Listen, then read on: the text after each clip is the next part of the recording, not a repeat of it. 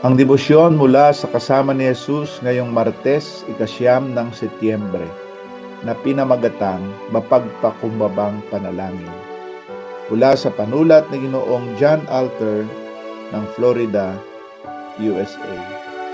Atin mong basahin ang Santiago Kabanatang 4, talatang 7 hanggang 10 bilang batayang teksto.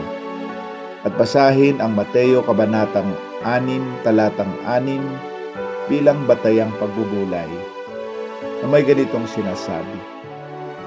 Kapag ikaw ay mananalangin, pumasok ka sa iyong silid, isara ang pinto at manalangin sa iyong Ama na nasa lihim na dako. At ang iyong Ama na nakakakita ng ginagawa mo sa lihim ay gagantimpalaan ka. Matapos ang 8 buwang wala akong trabaho, napilitan akong tanggapin ang isang posisyon sa malayo sa aking pamilya. Mahigit 1,440 milya ang pagitan namin. Makalipas ang 9 na buwang pagkakahiwalay sa aking asawa at mga anak, ang dating saya ng pagkakaroon ng trabaho ay nauwi sa matinding pangungulila. Nagsimula akong panghinaan ng loob. Pakiramdam ko'y ako'y nag-iisa sa maliit na bayang aking pinagtatrabahuan. Kaya't madalas akong nanonood ng telebisyon. Isang gabi, dumating ako sa puntong labis na panghihina.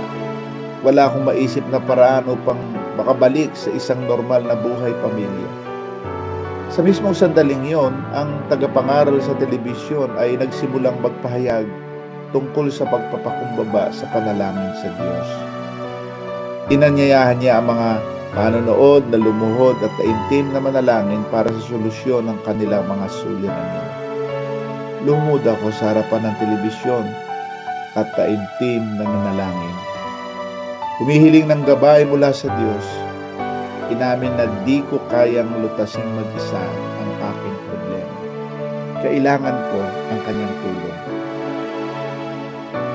Makalipas ang 3 buwan, may nagbukas na posisyon sa aming bayan kung saan naroon ang aking pamilya at ako ang napili para dito.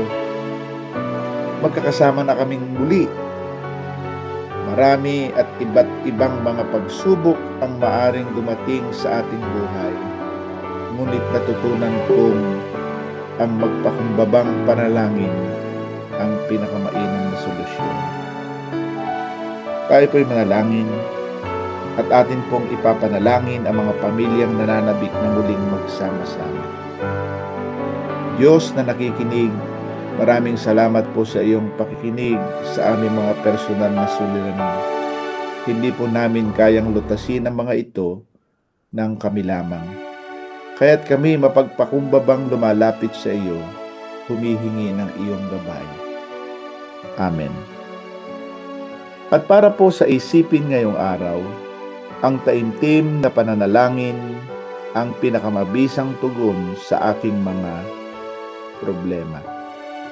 Magandang araw po sa inyong lahat at nawa lumakad tayong kasama ni Jesus.